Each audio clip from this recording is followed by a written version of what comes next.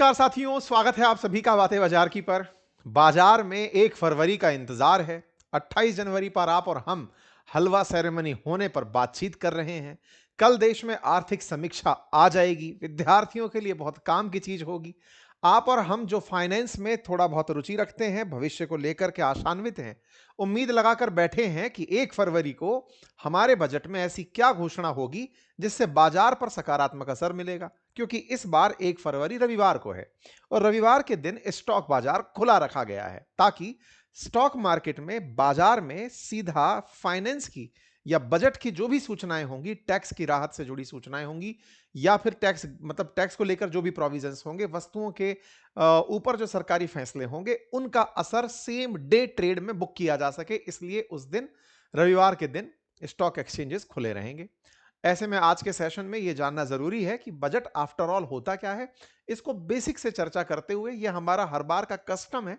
Budget से पहले अक्सर हम इस तरह के सेशंस के माध्यम से बजट पर एक जन जागृति सी लेकर आते हैं ताकि आपको पता रहे कि आफ्टर ऑल देश का बजट होता क्या है। आइए यूनियन बजट 2026 को लेकर के कुछ आम बातचीत कर ही लेते हैं, क्योंकि 1 फरवरी को इस साल हमारा बजट आ रहा है। बजट में आगे बढ़े उससे पहले बजट की जो वास्तविक अभिव्यक्ति है उसे समझ लेते हैं। भारतीय संविधान में आर्टिकल नंबर 112 में एनुअल फाइनेंशियल स्टेटमेंट, वार्षिक वित्तीय विवरण या स्टेटमेंट के रूप में भारत में प्रोविजन किया हुआ है कि भाई साल भर में हमारे देश को चलने में कितना पैसा चाहिए। अब वो पैसा चाहिए प्लस पैसा कितना हम लोग कमाएंगे, ये दोनों ही स्थितियों को चर्चा में लाया जाता है। इस बात के लिए सदन में चर्चा होती है। सदन में चर्चा के लिए सदन बैठना शुरू हो चुकी है। सदन जब इस समय यानी कि बजट से पहले बैठकर बजट के बाद तक बैठती है, इस पर्टिकुलर सत्र को बजट सत्र ही कहा जाता है। हमारी सदन 3 बार लोकसभा में बैठती है। लोकसभा 3 बार बैठती है। पहला बजट सत्र साल की शुरुआत से, मानसून सत्र मध्य में और शीतकालीन सत्र लास्ट में होता है। बजट सत्र के अंदर बजट की बातें होती हैं, बजट प्रस्तुतिकरण होता है, उस पर बहस होती है और फाइनली देश को एक बजट दे दिया जाता है। यह बजट दिया जाता है। अब इसको बहुत आसान करके समझे तो यह समझिए कि हमारे देश को चलना है तो कितना कमाना है और कितना खर्चना है, ये सारी बातें कर ली जाएंगी इस बजट में। यह बजट कौन से समय से किस समय के लिए आएगा? तो 1 फरवरी को जो बजट आ रहा है वो असल में 1 अप्रैल के लिए आएगा। 1 अप्रैल से लेकर 31 मार्च तक हमारे देश की जो जरूरतें हैं उनको ध्यान में रख करके बजट अनाउंसमेंट होगा कि हाँ भाई 1 अप्रैल से हमारे देश पर ये चीजें लागू हो जाएंगी और इस तरह से हमारे ये खर्चे होंगे।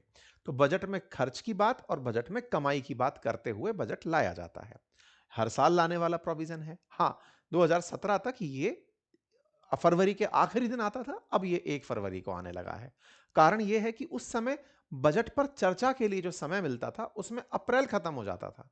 फिर अप्रैल खत्म होता था, मई से बजट शुरू होता था। अप्रैल से लेकर के मई तक के लिए फिर हमें ग्रांट्स पे काम करना पड़ता था। ऐसे में हमने बजट को प्रीपोन कर लिया। अब प्रॉपर 2 महीने में डिस्कशन हो जाता है। फाइनल बजट का जब अनाउंसमेंट होता है उस समय से हमारा देश अपने वित्त वर्ष में प्रवेश कर चुका होता है। ठीक है, तो इसी क्रोनोलॉजी में आइए थोड़ी चर्चाएं करते हैं, तस्वीरों के साथ, न्यूज कटिंग्स के साथ, क्योंकि निर्मला सीतारमण जी अब नवी बार बजट लेकर आ रही हैं एज एन फाइनेंस मिनिस्टर।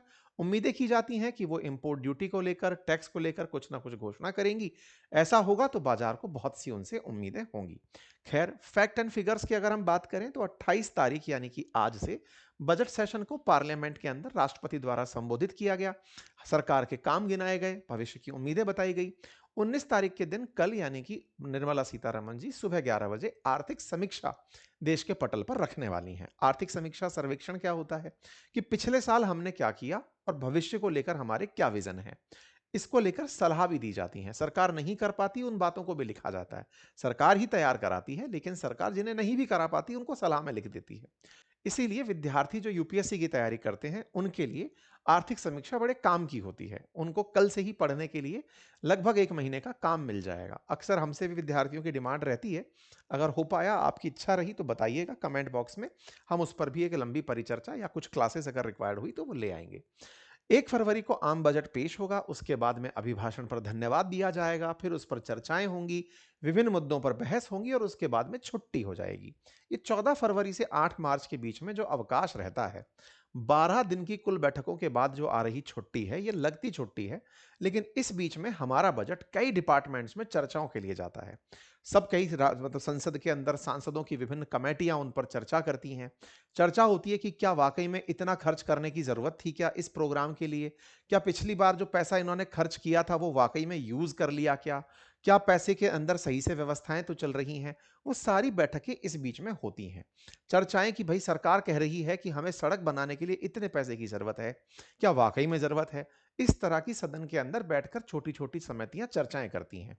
फिर उसके बाद जनता के लिए यानी कि हम सब दिखते हैं कि हाँ सदन में फिर से लोग बैठे, वो होंगे 9 से 25 तारीख के बीच में मार्च में। जब ये सब यहाँ पर बैठेंगे तो मंत्रालय की जो ग्रांट्स हैं यानी कि जो डिमांड्स हैं, उन पर चर्चा होगी कि बताओ साहब इनको पास करना है कि फेल करना है। तो सरकार का जिसका बहुमत होता है वो अपनी बातें पास करा ले जाती है, लेकिन हाँ, चर्चा का एक प्रोविजन रखा जाता है कि साहब ये तो बहुत ज्यादा मांग रहे हो। विपक्ष के द्वारा कटौती प्रस्तावित की जाती हैं कि सर ये तो ठीक नहीं पैसा मांग रहे हो आप, स्वास्थ्य में इतना कम पैसा क्यों मांग रहे हो, ज्यादा पैसा खर्च करो, या इस तरह की सदन के अंदर चर्चाएं होती हैं। जब वो हो जाता है, अनुदान पर वोटिंग हो जाती है, फिर सरकार एंड में कहती है सुनिए, खर्चने की सारी जानकारी अगर आप लोगों तक पहुंच गई हो तो अब हम ये भी बता दें कि हम कमाएंगे कहां से। बोले हाँ हाँ ये तो बताओ। तो बोले हम ये टैक्स लगाएंगे। तो वो वित्त विधेयक होता है जिसके अंदर सरकार टैक्स लगाने के बारे में बताती है। तो बजट सबसे पहले आएगा 1 तारीख को, उसमें सरकार के द्वारा आंकड़े तो सारे पेश किए जाएंगे, लेकिन जिन्हें गा गा के सुनाया जाएगा या जिन पर चर्चा मांगी जाएंगी वो खर्च की है। क्यों? क्योंकि बजट के माध्यम से सरकार देश की संचित निधि को खर्च करने की सदन से इजाजत मांगती है। जो हमारा कंसोलिडेटेड फंड ऑफ इंडिया है उसको कैसे खर्च किया जा सके इसकी इजाजत सदन से मांगती है। सदन रिप्रेजेंट करता है देश को, तो वहां पर जिसके पास वोट है वो बताता है कि हाँ भाई जाओ और संचित निधि से इतना पैसा खर्च कर लो। कानूनी रूप से एक प्रकार की कार्यवाही होती है, लोकसभा डिपेंडेंट होती है, राज्यसभा को तो हाँ करनी ही होती है। ठीक है, ये बजट की थोड़ी बेसिक इन्फो रही। बजट पर हालांकि जब आप इंडियन राज व्यवस्था पढ़ते हैं, भारतीय राज व्यवस्था, भारतीय अर्थव्यवस्था, उसमें बजट पर काफी डिटेल लेक्चर्स होते हैं, लेकिन हाँ आम जानकारी के लिए ताकि आपके कुछ कंसेप्ट्स और कुछ जानकारियां रिवाइज हो जाएं, इस चक्कर में हम थोड़ी और चर्चा कर लेते हैं। बजट जो शब्द की उत्पत्ति है वो एक फ्रांसीसी शब्द बॉगेट से हुई है। इसके अंतर्गत एक बैग की चर्चा की जाती है जो चमड़े का बना बैग है। कहते हैं कि इतिहास में भारत का जैसे पहला बजट 1860 में आया था अंग्रेजों के काल में, बजट को लाने के लिए एक चमड़े के कपड़े में कुछ दस्तावेज, बैग में कुछ दस्तावेज लाए जाते थे, वहां से यह शब्द निकल कर आया। सरकार एक निश्चित अवधि के लिए अपना लेखा जोखा रखकर चलती है और भारत के वित्त मंत्री इसको पेश करते हैं। बजट को लेकर हमने एक पूरी जानकारी ऑलरेडी बनाकर अपनी मतलब कम्युनिटी पोस्ट पर डाल दी है। देश का पहला बजट कौन लेकर आया, देश के अंदर निर्मला सीतारमण जी कौन सा बजट लेकर आ रही हैं। इस बार का जो बजट है ना, ये थोड़ा खास भी होने जा रहा है। जैसे चूंकि एआई आ चुका है तो एआई से हमारे देश के अंदर जितनी भी भाषाएं हैं, 22 भाषाओं को लेकर के अब हमारी जो सांसदों के सामने टेबल लगी है उस पर उन्हें सारा सारा बजट का भाषण सारी भाषाओं में उपलब्ध हो जाएगा। जो भाषाएं बोली जा रही हैं वो ट्रांसलेट होकर के तुरंत एआई से उन्हें उनकी रीजनल भाषा में सुनाई देने लगेंगी। बजट का जो भी सेशन डिस्कशन चल रहा है वो प्रसारित जब होगा, ये आर्टिफिशियल इंटेलिजेंस के माध्यम से क्षेत्रीय भाषाओं के आधार पर जो 22 हमारी भाषाएं हैं उन भाषाओं के अंदर हमारा संचार हो जाएगा तो सब सुन पाएंगे। सरकार इन चीजों में इस बजट से नवाचार कर रही है प्रस्तुतिकरण के लिए। सरकार कई तरह के बजट ला सकती है। बजट कह सकती है कि भाई संतुलित बजट है, ना आमदनी ना खर्चा बराबर सा सब चल रहा है, आमदनी खर्चा संतुलित है। असंतुलित में खर्चा ज्यादा आमदनी कम दिखा दे, सरप्लस में आमदनी अधिक खर्च कहीं ज्यादा दिखा दे, ज्यादा ही घाटा दिखा दे तो डेफिसिट बजट। तो बजट इस प्रकार से सरकार के द्वारा लाने का प्रयास किया जाता है। यूनियन बजट वर्सेस अंतरिम बजट एक टर्म डिस्कस होती है। जब भी बजट आता है तो पूछा जाता है कि भाई इस बार का बजट कौन सा आया है। तो सब अंतरिम बजट कहा जाता है उस स्थिति को जब सरकार चुनाव में जा रही हो। जैसे पिछली बार 2024 में जब बजट में मई के अंदर चुनाव होने थे तो बजट तो फरवरी में ही आना था, तो 3 महीने के लिए जो बजट आया था वो अंतरिम बजट था। जब सरकार चुनाव में जाती है तो 3 महीने के लिए भी बजट प्रस्तुतिकरण करती है तो वो अंतरिम बजट की श्रेणी में आता है। फुल बजट जो अब चूंकि साल रनिंग है तो इस दौरान जो लाया गया बजट है वो बजट फुल बजट कहलाता है। अच्छा, बजट में लेते क्या है, प्रस्तुत क्या क्या करते हैं? सरकार प्रस्तुत करती है अपने खर्चे और अपनी आमदनी के सोर्स। खर्चों को 2 भागों में बांटा जाता है। एक वो जो कि रिकरिंग बेसिस पर होने हैं, यानी जिनका होना तय है, जैसे आपकी तनख्वाह, पेंशन्स, इंटरेस्ट का भुगतान, ये होने ही तय हैं। तो इनको रेवेन्यू बजट में डाल दिया जाता है। या फिर आपसे से वसूलने वाला टैक्स या फिर आपसे ब्याज की वसूली, ये सब रिकरिंग बेसिस पर हैं, जिनकी पुनरावृत्ति हो सके, दोहराव हो सके, वो रेवेन्यू का हिस्सा हो जाते हैं। जिनका निवेश किया जा सके, जो एक बार खर्चा हो, जैसे आपको कार खरीदनी है, घर खरीदना है, कहीं नए निर्माण करने, नई सड़कें बनानी है, ब्रिज बनाने, अस्पताल बनाने हैं, ये कैपिटल में आते हैं। तो कैपिटल सरकार खरीदती भी है, बेचती भी है, मतलब खर्च भी करती है और कमाती भी है। कमाती कैसे है? सरकार ने कहीं कोई माइन बेच दी, स्पेक्ट्रम बेच दिया, है ना, कहीं से लीज कर दिया, कोई किसी प्रकार का कोई ऐसा सरकारी डिसइन्वेस्टमेंट कर दिया, वहां से सरकार कमाती है। तो बजट में दो मुख्य चीजें होती हैं, एक रेवेन्यू होता है और एक कैपिटल होता है। रेवेन्यू रिकरिंग के लिए यूज किया जाता है, कैपिटल आपको वन टाइम के लिए यूज किया जाता है। रेवेन्यू के अंदर दो प्रकार की, या तो आमद होंगी आपके पास या खर्चे होंगे। ऐसे ही कैपिटल में या तो आमद होंगी या खर्चे होंगे। इन सब चीजें मिलकर के बजट का निर्माण होता है। ठीक है, ये सब बातें आप लोगों के लिए पढ़ने वाले विद्यार्थियों के लिए तो ये बहुत अच्छे से याद होने वाली बातें हैं। आम बोलचाल की भाषा में हम जिक्र करते चल रहे हैं। रेवेन्यू के अंदर जो आमदनी के मेजर सोर्स होते हैं, उनको टैक्स और नॉन टैक्स में बांटकर डिस्कस किया जाता है। जब बजट आएगा तब मैं आपको ये सारी बातें विद रेफरेंस खोल खोल करके दिखा दूंगा। ठीक है, भारत के संविधान में चूंकि आर्टिकल 112 में एनुअल फाइनेंशियल स्टेटमेंट लिखा है, यहां पर बजट शब्द का इस्तेमाल नहीं किया गया, इसलिए पढ़ने लिखने वाले विद्यार्थियों को यह जानकारी दी जाती है। क्योंकि ये सारा कंटेंट आप देख रहे हैं, अगर आप ये चाहते हैं कि आप इसमें से लिखे हुए जो इंपॉर्टेंट फैक्ट्स हैं इन्हें पढ़ें, तो हम अपनी वेबसाइट्स पर इन्हें अपलोड कर देंगे, अंकित इंस्पायर इंडिया अपनी पाठशाला, आप वहां से जाकर इन्हें देख भी सकते हैं। बजट लाते क्यों हैं भाई? ऑब्वियसली बेसिक सी बात है, देश को चलाने के लिए। ये बिल्कुल वो वाली बात है कि आप कमाते हैं लेकिन आपको खर्च करना नहीं आता, आप खर्चते हैं, कमाना नहीं आता। तो देश को एक इकोनॉमिक डिसिप्लिन देने के लिए बजट लाना जरूरी है। बजट लाने के लिए आर्थिक विकास का पूरा खांचा तैयार होता है कि हम इतना खर्च करेंगे, इतना कमाएंगे। आप कहेंगे सर कोई अनफोर्सीन सिचुएशन आ गई जैसे कोरोना, तो उसके लिए आकस्मिक बजट का भी प्रावधान रखा जाता है हमारे बजट के अंदर। तो ये बहुत बेसिक बातें हैं कि हम क्यों बजट लाते हैं, मतलब ये पूछने वाली बातें नहीं होती हैं। इकोनॉमिक सर्वे की अगर हम बात करें तो इसका इतिहास है। इकोनॉमिक सर्वे सामान्यतया बजट से कुछ दिन पहले ही ले आया जाता है। पहले बजट के साथ आया करता था, उसके बाद इसको बदल दिया गया। 1965 से इसे बजट से अलग करके पेश किया जा रहा है। इसका उद्देश्य क्या है कि भाई पिछली बार जो हम बजट लाए थे उसमें हमने क्या क्या अचीव किया, अचीवमेंट कहिए या सरकार की नीतियों की व्याख्या कहिए कि सर यहां पर खर्चे हुए थे।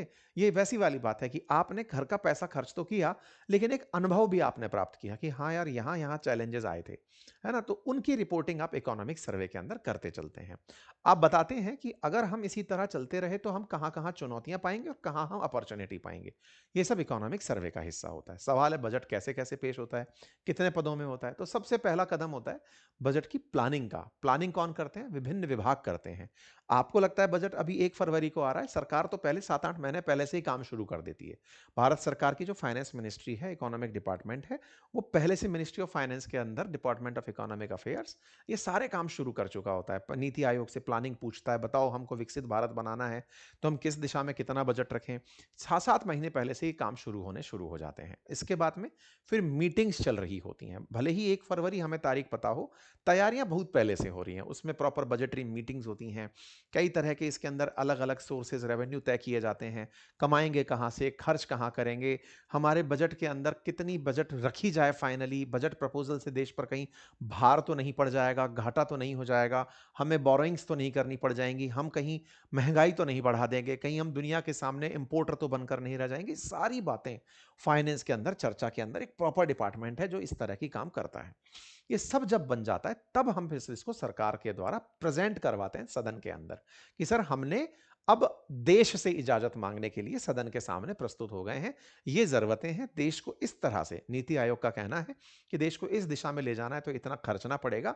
उसके विजन को ध्यान में रखते हुए हम इस तरह से आपके सामने इसे लेकर आ गए।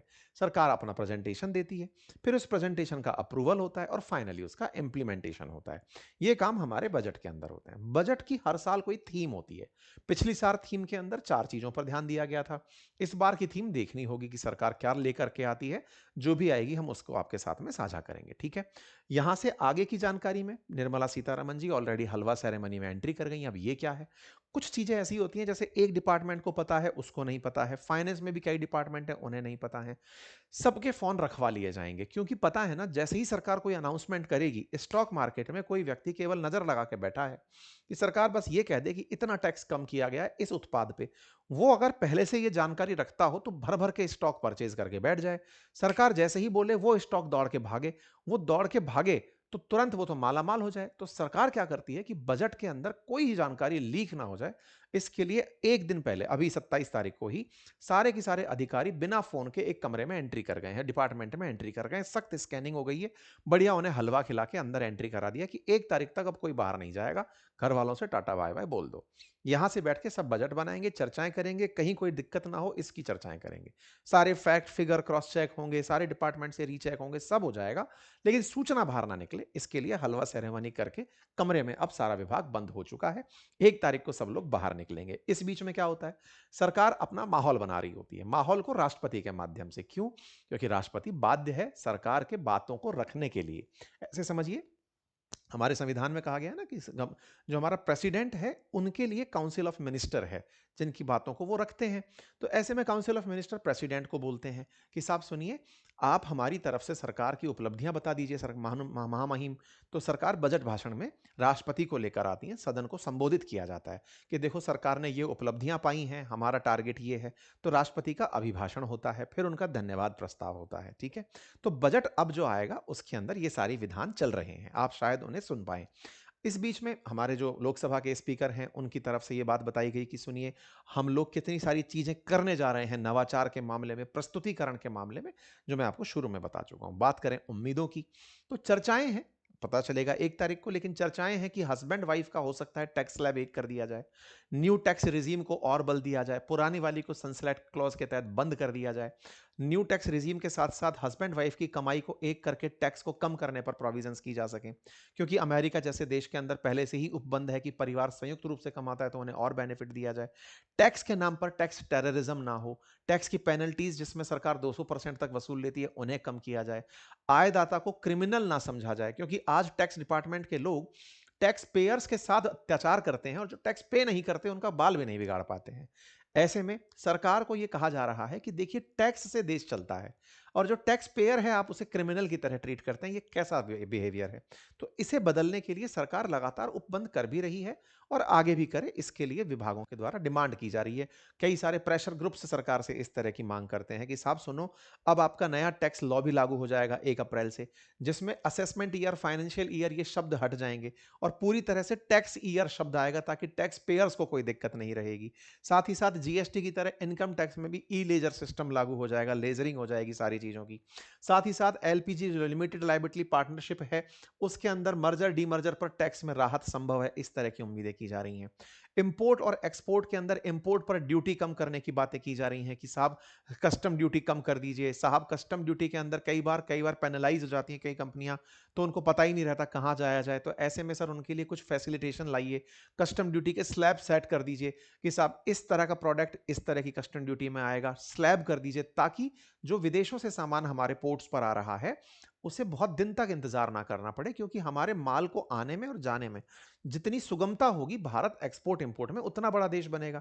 तो इनको सबको एड्रेस किया जाए, ये सब चीजें कही जा रही हैं। जैसे डेलोइट जैसी जो सरकार को सलाह देने वाली एजेंसीज हैं, उनका कहना है कि सर कुछ तो करके इंपोर्ट ड्यूटी को तार्किक रूप से लेकर आइए, मतलब कि उसको थोड़ा रैशनलाइज करिए कि हम इस पर इतना टैक्स क्यों लेते हैं, इस तरह की चीजों को उसमें आंसर करिए। कस्टम ड्यूटी को लेकर के भी चेंजेस की डिमांड की जा रही है। अब ये सब आपको 1 तारीख के दिन पता चलेगा कि इनमें से कौन सी डिमांड मानी गई, कौन सी डिमांड नहीं मानी गई। सिल्वर ट्रेड के अंदर, क्योंकि सिल्वर का भाव बढ़े चला जा रहा है, तो क्या उसकी इंपोर्ट ड्यूटी को सरकार कम कर सकती है क्या, ताकि भाव में कटौती की जा सके, ताकि अंतरराष्ट्रीय बाजार से भारतीय बाजार को मैच कराया जा सके। ये तमाम चीजें हैं जिनको लेकर के बजट से उम्मीदें हैं। अगर ये कुछ भी होती हैं तो बजट के अंदर आप बाजार में उसका असर होते हुए देख पाएंगे। तो कुल मिलाकर के बजट से बहुत सी उम्मीदें हैं। बजट की मेकिंग आपसे मैंने डिस्कस की।